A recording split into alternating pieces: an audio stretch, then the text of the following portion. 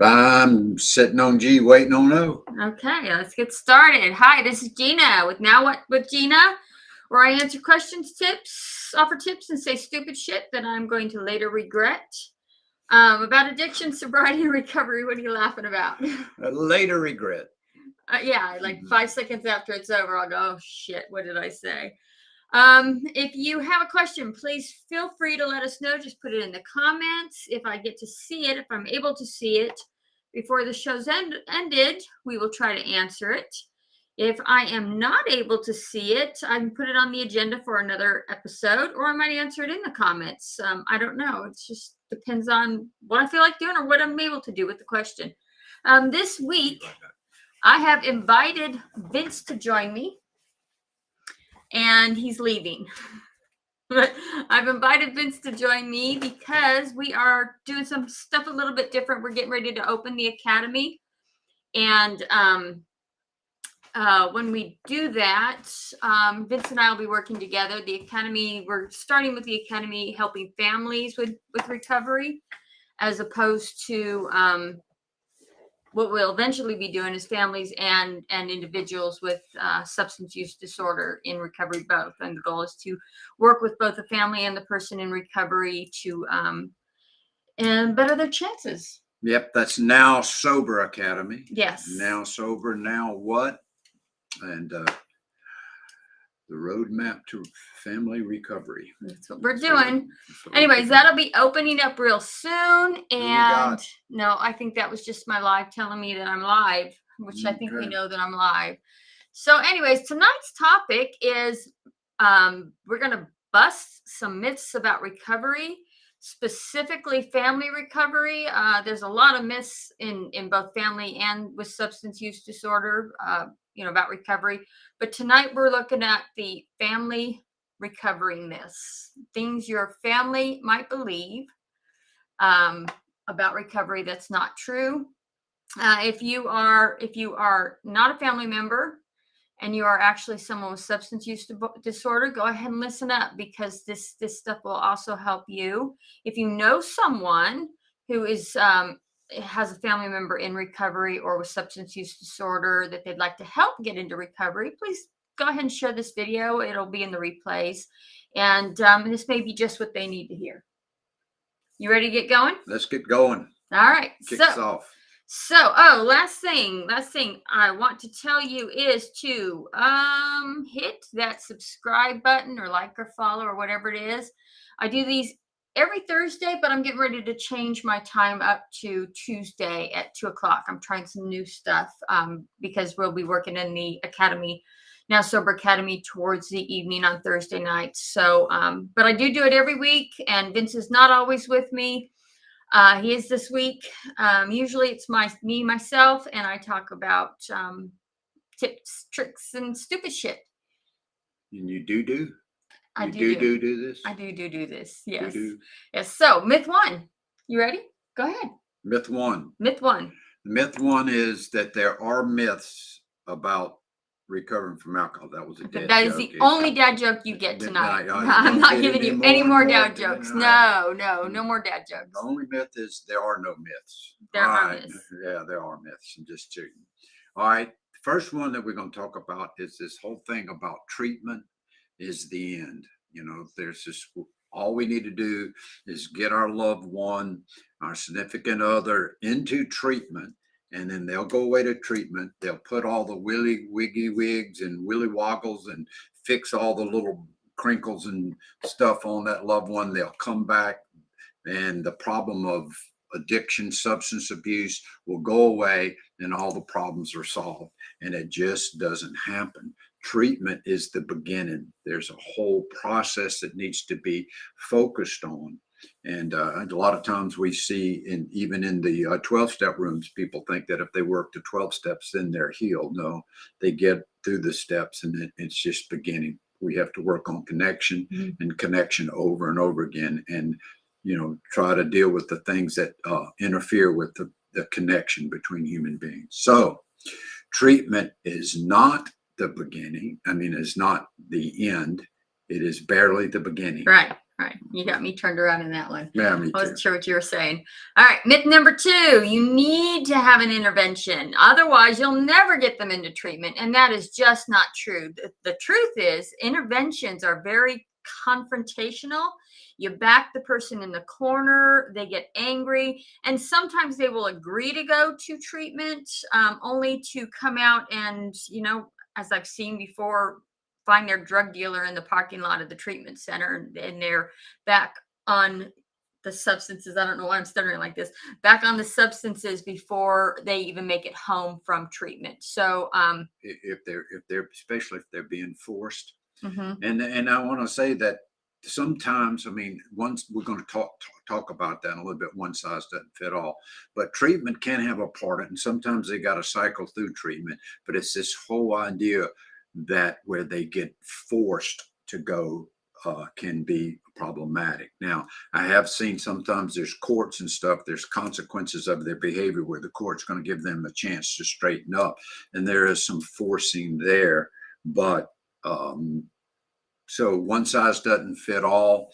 Um, it's this shameful intervention where you just get really, really trying to shame and beat the person down so they'll go. That can be actually do more harm than good. So Yeah, we found out in some of the research we've done, and through Craft actually, that people who get into treatment via intervention only gets, what is the percentage, Vince? 22%.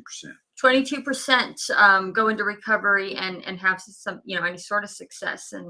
And with all of them, there's very likely relapses. With all types of recovery programs, there's very likely relapses. But interventions, yeah, you can get them to recovery, but it doesn't mean they're recovery. Right, it's only 20%.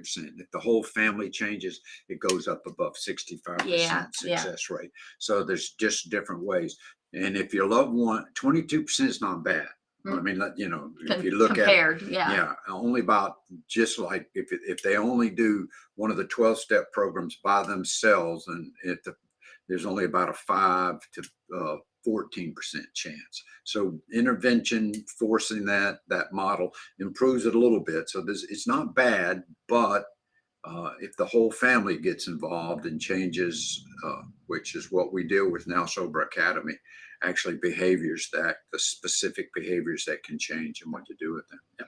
the decision to intervene on their own behalf is the best option. It means that they've decided to quit, and truly, the only way they're going to have success is if they decide to quit. And another one another myth that we kind of have here, that we didn't talk about, but I just thought of, I'm going to add it in here anyway, is this: people with addiction don't want to get better, and they want to get better and don't want to get better at the same time. Yeah. Our last live that we did Tuesday night, we talked about ambivalence. So yes, they want to get better and they don't want to quit using at the same time. So there is that, and we deal with that, how to improve their desire to get help while ignoring the other side. I would like to stop you for a second and welcome SoberFit and Forever Photography. Thank you for joining us. We are talking about the busting myths. I gotta fly. We're talking about busting myths in recovery for addiction, substance use disorder, and we are focusing this episode mostly on the family members who want to help their loved one in recovery. But also, if you yourself are struggling with drugs and addiction, go ahead and listen, because this does fit for you guys. So you might get a little bit of information. If you know someone who has a loved one in recovery or struggling with addiction, share this with it, tag them in the comments, and maybe this will help them if it doesn't help you. So we're going to move on to the next one. This is rock bottom. That one's yours. Do do do do do do. No, not rock and roll bottom. Oh, okay. They have to hit rock bottom. That is one of those things that doesn't necessarily have to be true. We can't interfere with our loved ones' consequences of their behavior, and if they're bound and determined to destroy their lives, there's not a whole lot that we can do about that. Um, but we can be with them and help them to make a decision before they're homeless or before they are absolutely in jail or in prison or anything along those ways. They have to hit some sort of point in their lives where they want to recover more than they don't want to recover. But it doesn't necessarily mean that they have to hit rock bottom. We just got to quit uh, doing for them stuff Yeah. that they should do for themselves. Vince, I was arrested, spent a night in jail, and woke up and thought, I need to quit this. And it wasn't my rock bottom. I was arrested again, spent 4 or 5 nights in jail, and thought I need to quit. And it wasn't my rock bottom. I fell downstairs and spent 3 days in the hospital and thought, this has got to be it. I need to quit. My rock bottom was waking up one morning with a hangover. Mm-hmm. I did that many, many, many mornings, but this one particular morning, I just said, I'm done. So rock bottom is different from everyone. And when it just comes around that point where you want to turn around, that's when we talk about a bottom. Is that addiction is a downward descent, Right? And we have to stop and say, this is as far as I'm going to go down, and move on up. So let's go on. Myth 4: addiction is a choice. For me, it started out a choice. I did make the choice to drink alcohol. But I also made the choice to smoke marijuana, and I made the choice to do a couple other things. And they never became a problem. Alcohol at first was not a problem, and it grew into one. Unlike the other drugs I tried and experimented with, alcohol became a problem. What happens is your brain changes, like the chemistry of your brain changes, and things shift, and you're not getting the dopamine, and you're getting too much of the cortisol, so the depression increases, and there becomes this real craving for alcohol that a lot of people don't understand. Why can one person choose to say no and another person not? And it's got something to do with those cravings and what happens within your brain. So while we may have made the choice to start, I certainly made the choice to start. I certainly didn't think it would become an addiction, but eventually it did, and I did not have a choice at that point. I just was stuck in this cycle of wake up wanting to quit that day and drinking again that night, and it, like I said, it was a cycle, and I could not stop until I hit that bottom. And there's so many of this compulsive type relationship that we have. People don't understand about drinking and drugging or whatever. I can just have one drink and go away. But I think of a dear sweet friend of ours who talked about she didn't understand her son's addiction, didn't understand why he did it, why he couldn't stop, until one time after being around for a while, somebody said, well, why don't you just quit smoking? You talk about you want to quit smoking, and all of a sudden she understood it. And no matter her best intentions to want to stop smoking, she found cigarettes in her hand. She found done. She just did it. And so a lot of us, if we stop thinking about it, it might be sugar, it might be food, it might be Netflix. Some of us at some time or another find ourselves saying, I really don't want to do this, but yet we keep on doing it. And then that gets out of control. We keep on doing it even though we don't want to do it. So there's that. Yes, and I had a really good side one, a bonus myth, and I forgot it. Okay. So it is not on my notes, so I don't know if it'll come back. But it's a really good one. Until then, myth 5. Okay. That's yours. All right. Addicts are bad people. Oh, addicts are bad people. I see it. All right. A lot of times we think of this as they're immoral, they're undisciplined, they are bad people. And, and the thing about it is there's a lot of bad behavior that addicts will participate in. They'll steal, they'll lie, they'll do whatever they can. But what we've seen over and over again is there's a lot of addicts, once they get into recovery, once they stop drinking and drugging and start addressing some of the other issues that they have, they're just really good people. They're genuine people with big hearts. They're honest. They want to help people. They're good guys. They've just got a problem that makes them do stuff that's very problematic. We're not bad people. You're not bad. I'm not bad. We're all of us. We just have got to get to the place where we seek recovery, where we're doing something else, and the goodness can come back. So we're not bad people. We're not evil people. We're not sinful people. Well, Vince and I are both recovering alcoholics. And as I said earlier, I've experimented with other drugs, and Vince has as well. And, we're here trying to do something for other people. So I wouldn't consider that a bad thing, would you? No. Okay, good. Because I thought maybe I was wrong. All right, myth number 6. And I want to stop real quick and say hi to Yahay.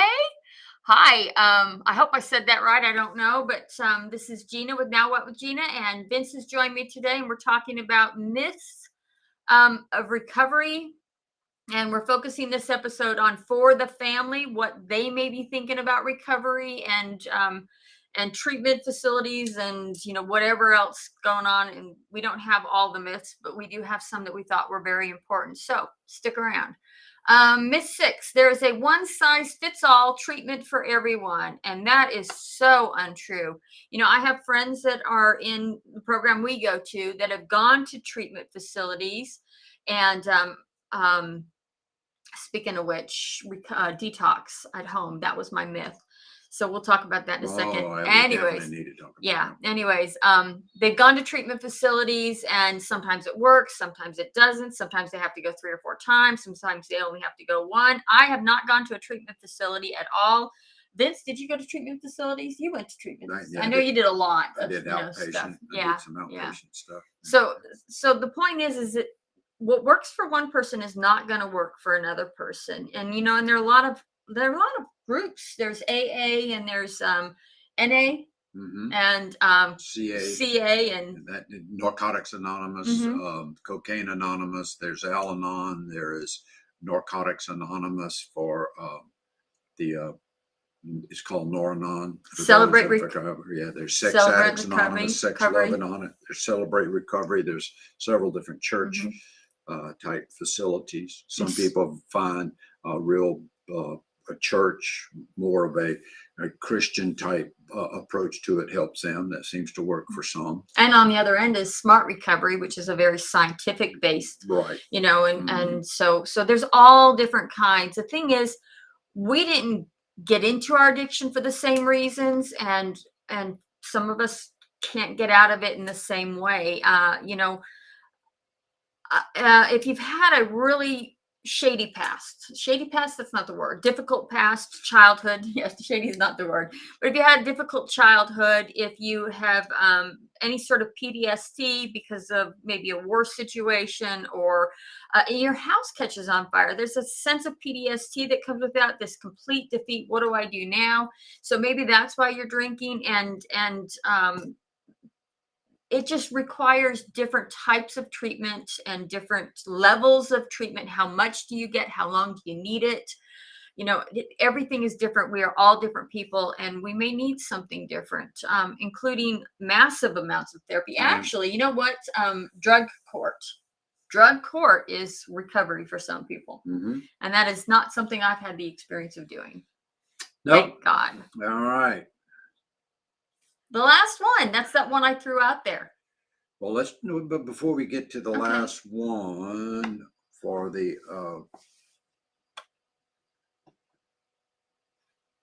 I'm sorry, bring forward that, there's one side, all right, so we already did that. Yeah, we did that one. All right, let's talk about detoxing at home. Okay. Especially from alcohol. Alcohol, if somebody is drinking a fair amount every day, it is very, very dangerous for them to go cold turkey off of alcohol. The DTs, commonly called, can be an acute medical condition where people die from that. So I know that in some of the type times when we have taken people away to treatment and stuff, when we put them in the car and we're driving them there, we stop by and buy them a small bottle of alcohol because we don't want them to going into the DTs on the way to the detox center, because it can be really bad. So if you decide to get help and whatever, don't detox at home. You can't do that by yourself. There's not enough coffee, enough Gatorade, enough whatever, to do that. It needs to be done under medical supervision. So just don't do that. Yeah. Well, I am of a different opinion, because I hear that a lot of people say don't under any circumstances, and I did, and there were no problems. And some people just won't if they have to go to a detox center. If I had to go to a detox center, I probably wouldn't have done it. I would have been too afraid to do it. What I suggest to do go to the detox center if you can, if that's a possibility, that's your best option. But if you absolutely can't, you need to detox with someone who's there to make decisions for you. Because if you happen to go into a seizure, if you're not thinking in your clear mind, and you won't be thinking with a clear mind, you need someone that can make a decision to call the ambulance, to get you to a treatment, to get you to emergency. And not all, this is a myth about that. And all emergency room, if they're not equipped to handle DTs and stuff, they Right. don't necessarily have to take. So you want to make sure that you go into the appropriate level crisis, that you have Right. all of that together, that you're not very far away, and that you can get there if you need help. I don't recommend it if you drink significant amounts of alcohol every day. It's not recommended. Right. Absolutely. He's right. What I want to say for the families, though, if your loved one is made the decision to quit and you were there and you were helping them through this, really encourage a detox facility, or at the very least, be with them, be patient, be kind, and watch for signs, know the signs, watch for the signs, and be willing to make those decisions. Definitely do not push them into detoxing by themselves at home. So you've got an influence there if they're willing to let you help them use that influence to make the best decision for them. Did I say that well? Yes, Good. yes. Good. All right, so let's get on here. So we're not failures. Nobody sits around and says somebody who has cancer is a failure. Yeah, it might be consequences of some of their behavior or whatever, but we're just, that shame and that stigma that comes from that only hurts and gets in the way. So what is something people can do? We've thrown out a whole bunch of the problem, but we haven't dealt much with the solution, just a little bit. One of the things that we would like to talk about is we've got a 5-day email course that we'll send out. You can go to nowsobercoach.com and sign up for that. And it's totally free. Totally free. And we'll Yes. send that with some of the stuff. There's an introduction to our Now Sober Academy where we deal with these behaviors. Ambivalence is normal. One size doesn't fit all. Behaviors make sense. We deal with those, and we give practical tips of behavior that you can actually start practicing in a safe environment with other people that want to learn how to do this, and have that opportunity, that 65% chance that your loved one will intervene on themselves and start getting better and starting that journey. And that it's the process of being in a safe environment, as safe as possible for people to recover. And Vince and I will be in the Academy live twice a month, scheduled for questions and answers and group coaching. But we also, when we introduce a new class, and we are planning on introducing classes monthly, we will come in there live to present the class for the first time. So we're going to be quite active in there, including on the discussion boards, office hours. And eventually we want to do a lot of other things, but this is where we're starting with, is the office hours, the 6-week Foundations of Recovery course, and the discussion board. And I don't know, I like to throw things in, so maybe something else too. We'll see. Go to It's nowsobercoach.com. Let me put the link in here. There we go. I think that's it. Go to nowsobercoach.com. And if you hit the recovery programs drop down menu, you'll find the 5-day email course in there. Just click on it. It's totally free. It's a video-based course. And we'll just give you some starter information that may help you out to understand what their addiction is and what the family can be doing and what the family's going through. You can also go to the homepage, nowsobercoach.com. On the homepage, if you scroll down a little bit, there'll be a pop-up that'll ask for your email address, and we'll get the course to you. I think the first one goes out within minutes as soon as you sign up for it. And is that it? I think so. I think so. Now Sober Academy. Back Porch Chats is our podcast. So there might be some people we cover some of these topics also about how trauma and stuff like that. Well, I got one last thing. Go for it. And that is, I want to remind everyone that I usually come on here on Thursday at 7:00. I will be changing the time, and I will notify in the social media when I do.